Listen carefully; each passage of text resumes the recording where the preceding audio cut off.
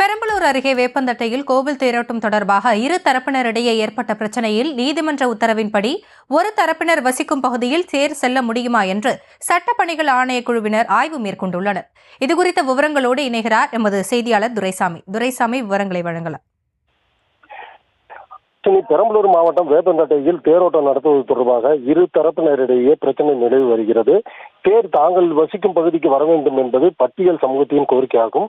இது தொடர்பாக சென்னை உயர்நீதிமன்றத்தில் வழக்கு தொடர்ந்து வேப்பந்தட்டையில் நடக்க இருந்த தேரோட்டம் நிறுத்தப்பட்டது.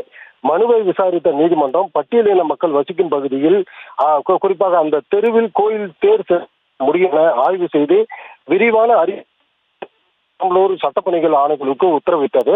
மேலும் கோவில் விவகாரத்தில் அமைதி பேச்சுவார்த்தை என்ற பெயரில் அதிகாரிகள் கட்ட பஞ்சாயத்து நடத்தினால் நீதிமன்ற அவமதிப்பு நடவடிக்கை எடுக்கப்படும் என்றும், வழிபாட்டை பொறுத்தமட்டில் அனைத்து தரப்பினரும் பாரபட்சமின்றி அனுமதிக்க வேண்டும் என்றும் தெரிவித்த நீதிமன்றம் வழக்கெண்ணையை அடுத்த மாதம் ஜூலை 8ஆம் தேதிக்கு ஒத்திவைத்தது. இந்த நிலையில் சென்னை உயர்நீதிமன்றம் உத்தரவுப்படி பெரம்பலூர் மாவட்ட சட்டப்பணிகள் ஆணைக்குழு வேப்பந்தட்டையில் ஆய்வு செய்து வருகிறது. தேரின் அகலம், உயரம் போன்றவற்றை அளவீடு செய்த சட்டப்பணிகள் ஆணைக்குழு தேர் பட்டியலின சமூக மக்கள் வசிக்கும் தெருக்களில் தேர் சென்று வருவதற்கு போதுமான இடவசதி வருகின்றன.